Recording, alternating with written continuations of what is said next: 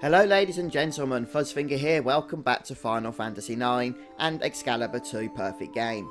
And we have reached the final section for Disc 3, so for those following along with a Thomas's guide, this is going to cover D3-13. And how you do this episode is probably going to depend on what system you're playing on. If, like me, you're using the PS4, PC, iOS, etc., where you have the toggles you can use for battles, then this is going to be a lot easier than it otherwise would be.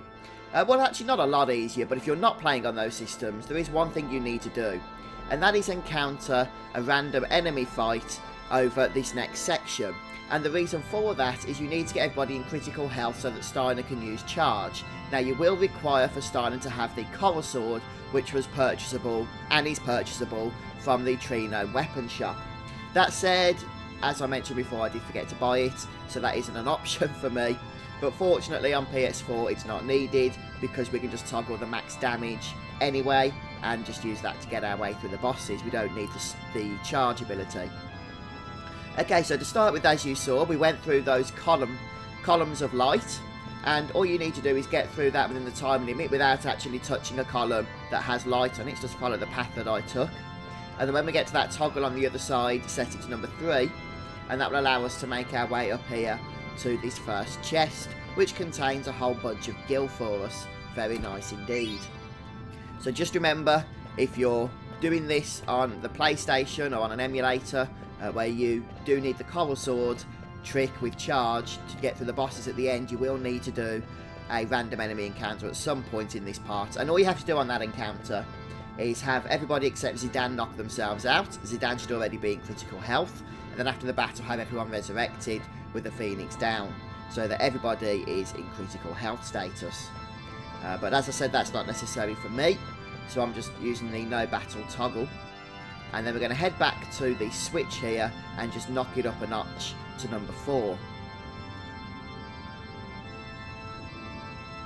Doing this will allow us access to the next floor. So going back to the previous room here, we're going to use the lift that's right by the entrance to this area, and then we're just going to make our way up.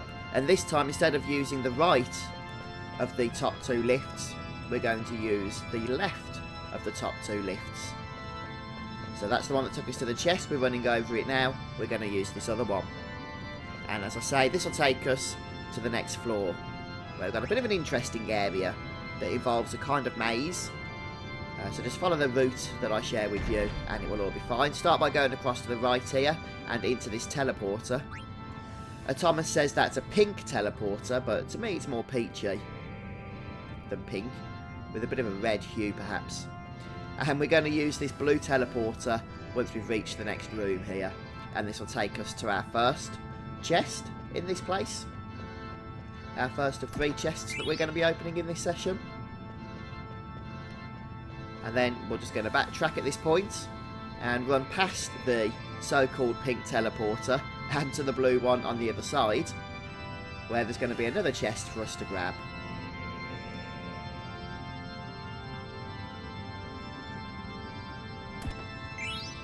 Okay, so that done, we're going to make our way back to the previous area now. We've done a little detour there, copped a couple of nice items. And here we're going to start by heading south. You can see the path there, and that's going to take us across to the next teleporter, so back into the previous room.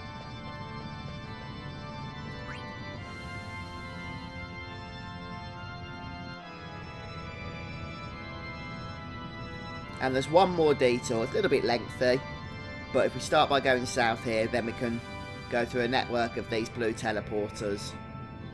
And this will take us to yet another chest, and the third and final of our visit today.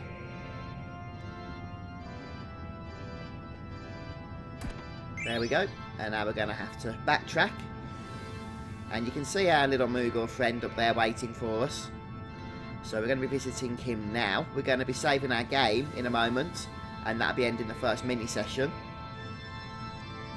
So it's not going to be a terrible episode, this one, quite an easy one in fact.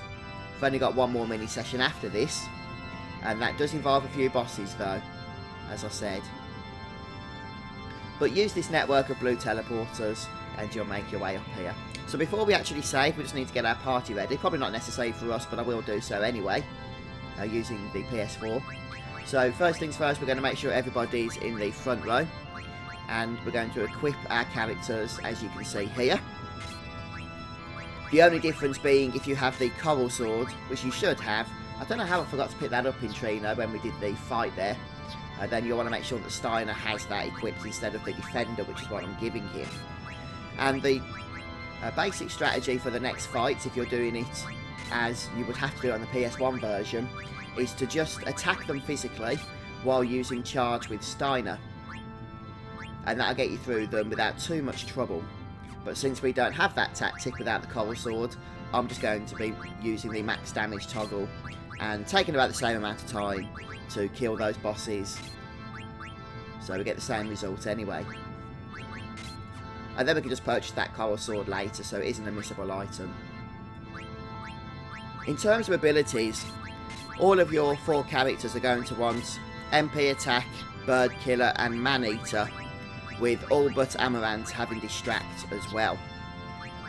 So that's the kind of setup that we're going for. Once we've finished off with the abilities here, we're just going to deliver a letter that we have from Murok to the Moogle here, and then we can go ahead and save and finish off this first session.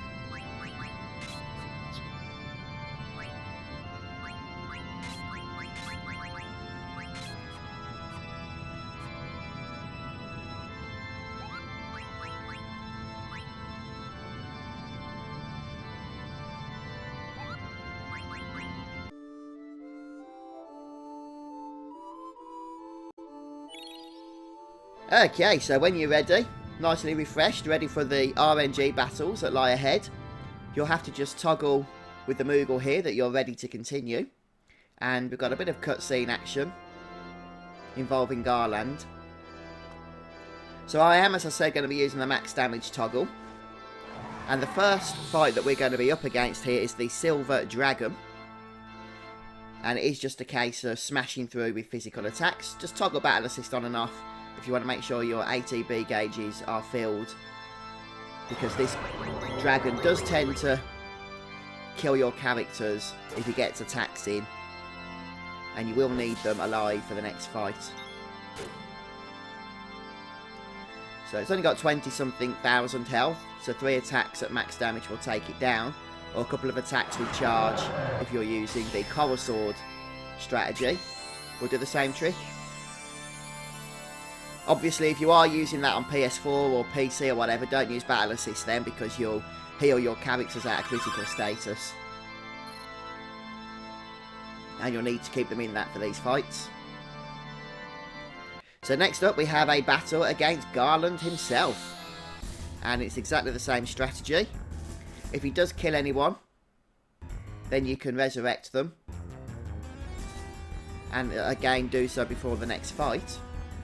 So the order of resurrection would probably be Zidane resurrecting with Phoenix Downs anyone else that dies, or Amaranth using Phoenix Down on Zidane. So it's going to take a couple of rounds, but it's not all that challenging.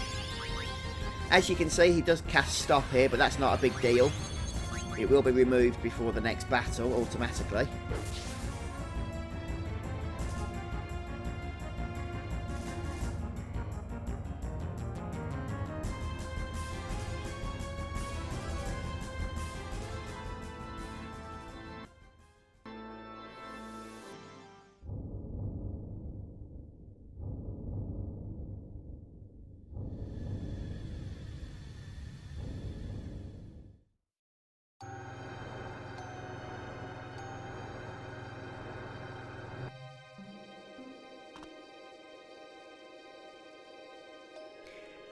Okay, so here we go for our final of the 3 battles. So whichever way you've been doing this, it's going to be the same strategy here. And it doesn't matter too much if people get killed in this fight, since it is the last battle and there's no AP to be gained anyway. But even so, we're just going to try and do it as smoothly as possible. It's probably going to take about 2 rounds again. Don't forget you can keep toggling battle assist on and off at the pause screen, just to refill people's ATB gauges. And looks like a bit of a mean thunder guard coming up. So not everyone's susceptible to thunder damage because of our equipment setups. Unfortunately, Amaranth is going to feel the full brunt of that. Probably don't need to resurrect him, as I say. But if we do, we do. Ah. Okay, that's it. So you do get a bit of a in-battle cutscene here. But nothing to worry about in terms of actual getting game over. This is just part of the story. And then we're going to have a bunch of cutscenes.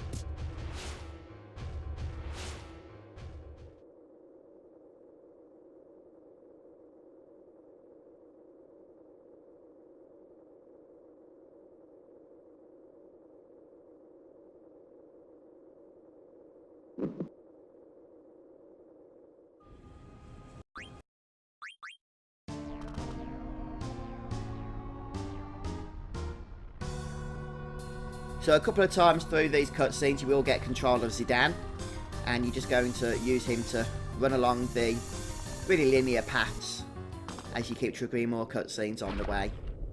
And eventually we're going to be back outside and we'll be able to save our game.